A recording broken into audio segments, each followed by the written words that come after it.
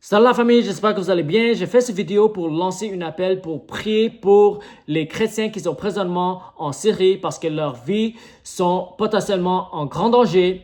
Alors, si vous suivez les nouvelles, vous êtes au courant qu'il y a des groupes rebelles islamistes qui ont pris le contrôle du Syrie et le groupe principal s'appelle HTS et c'est un groupe radical djihadiste islamiste qui oppresse les chrétiens et les minorités. Alors, si vous connaissez le dirigeant de ce groupe, son nom c'est Abu Mohammed al-Jolani. Alors, si vous connaissez un peu sur sa vie, il était un soldat pour Al-Qaïda. Il a battu contre les Américains dans la guerre d'Irak. Alors, il a été influencé par des extrémistes, des groupes extrémistes comme Al-Qaïda et comme ISIS, l'État islamique de Syrie et de l'Irak. Alors, c'est ça la situation en Syrie maintenant.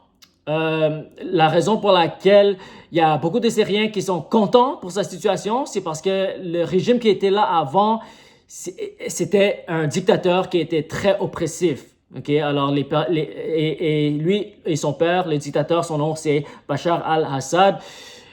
Dans les derniers 50 ans en Syrie, il a oppressé le peuple de Syrie et les Syriens ont beaucoup souffert, que ce soit la pauvreté, que ce soit la violence, les bombardements, les victimes des armes chimiques et il y a beaucoup d'innocents qui sont morts.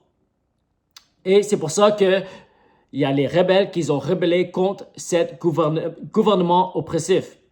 Mais le problème maintenant, c'est quoi? C'est que les dirigeants de Syrie maintenant, c'est des terroristes islamistes et ils veulent appliquer les lois de charia. Ils sont des djihadistes, ok? Et pour être djihadiste, tout ce que tu as à faire, c'est de revenir aux fondations de l'islam, ce qui est le Coran et les hadiths. Et qu'est-ce que le Coran et les hadiths nous disent? Dans Sourate chapitre 9, ça nous dit de tuer les infidèles, ça nous dit de se battre contre les personnes du livre, les juifs et les chrétiens, tant qu'ils payent le jizya, les impôts. Alors, ils forcent les chrétiens à payer les impôts. Déjà, les groupes terroristes font ça déjà. Et même le groupe HTS, il forçait les chrétiens au nord du Syrie de payer les impôts. Okay? Alors, ils étaient déjà oppressés.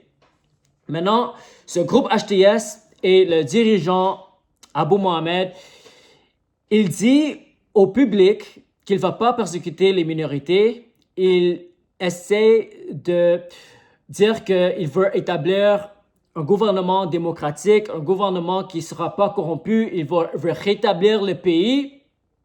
Et beaucoup de Syriens sont contents. Et apparemment, j'ai entendu qu'il y a même des chrétiens qui réjouissent pour ça. Parce que les Syriens étaient très oppressifs.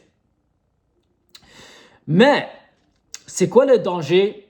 Le danger, c'est si les groupes terroristes islamistes reviennent à la fondation de leur religion et gardent leur conviction d'obéir le Coran, ils vont tuer les infidèles, c'est-à-dire les groupes minorités, et ils vont imposer les impôts sur les chrétiens et les juifs, même s'il y a plus de juifs en Syrie, mais il y a quand même les chrétiens en Syrie. Il y a environ en ce moment 300 000 chrétiens.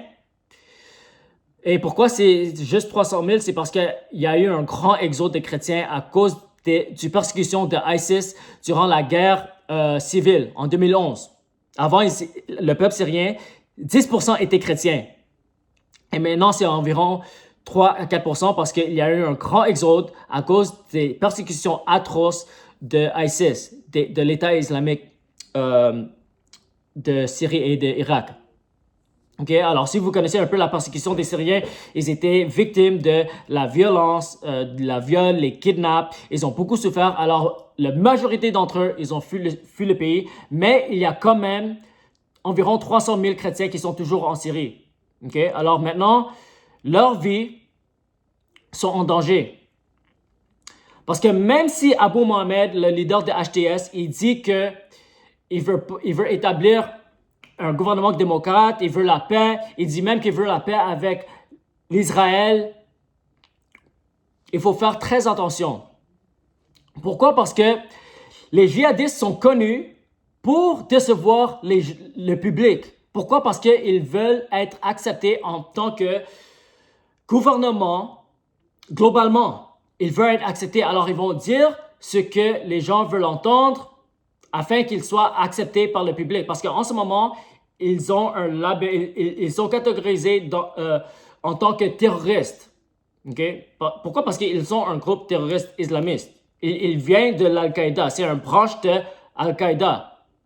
Et ils essaient de faire semblant comme s'ils ne sont pas comme les autres extrémistes. Mais ils sont quand même des djihadistes. Alors, ça veut dire qu'ils vont faire tout ce qu'ils peuvent pour avoir le pouvoir en Syrie en ce moment. C'est exactement la même chose de ce que Mohamed a fait. Quand il était à Mecca au début, il était en paix avec tout le monde. Pourquoi? Parce qu'il n'y avait pas de pouvoir. Il n'avait pas un grand armée. Alors, c'est pour ça qu'il a dit qu'il n'y a pas on ne peut pas forcer les gens à se convertir. Mais, quand il a conquis, quand il est allé à Médina, il a rassemblé une grande armée. Soudainement, il a commencé à changer. Et c'est la même chose avec les djihadistes. Quand il prend un territoire, ils vont dire certaines choses pour que le public l'accepte. Si je te donne un exemple, en 2021, les États-Unis ont retiré leurs soldats de Afghanistan.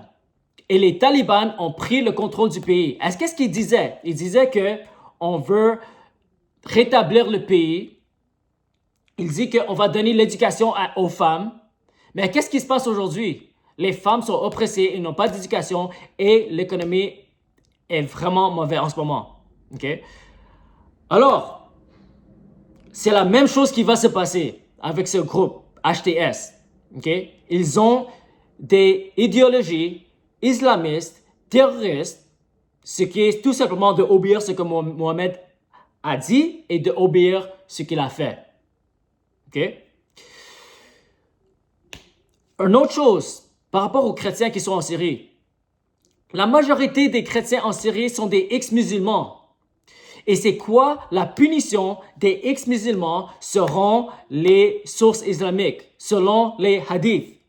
Les hadiths, dans Sahih Bukhari, ça nous dit qu'on doit tuer les personnes qui ont quitté l'islam. OK? Et c'est pour ça que les chrétiens sont encore plus en danger.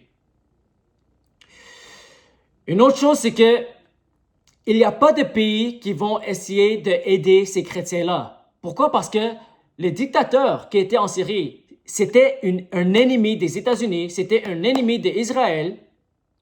C'est pour ça que Donald Trump lui-même, il a dit qu'il ne veut pas se mêler des affaires en Syrie en ce moment. Alors, les chrétiens en ce moment, ils n'ont pas d'aide et ils n'ont pas de choix de soit fuir leur pays ou de subir l'oppression des islamistes. Et seulement le temps va nous dire à quelle mesure ils vont souffrir. Est-ce qu'ils vont être torturés? Est-ce qu'ils vont être mis en prison? Est-ce que sûrement on va forcer les impôts sur eux? Parce que c'est ça que Mohamed a dit et c'est ça que les islamistes font. Tout ça c'est documenté. Et si on examine aussi comment les chrétiens en Syrie ont été persécutés en 2011, depuis 2011, ils ont souffert beaucoup de violences, des tortures, des kidnaps, des enlèvements et des millions, la grande majorité des chrétiens ont fui le pays durant ce temps. Okay? Alors, si vous voyez les nouvelles, il y a beaucoup de Syriens qui sont en train de réjouir. Pourquoi? Parce que 80% des Syriens sont musulmans. Ça veut dire que les islamistes ne vont pas oppresser les musulmans. Ils vont juste, ils vont les donner une bonne vie. Mais les chrétiens n'ont pas les mêmes privilèges que les musulmans. Parce que selon le Coran et les hadiths, les chrétiens sont oppressés, on doit les persécuter selon les idéologies islamistes. Alors, même si les musulmans, ils bénéficient de cette situation, les chrétiens sont toujours en grand danger.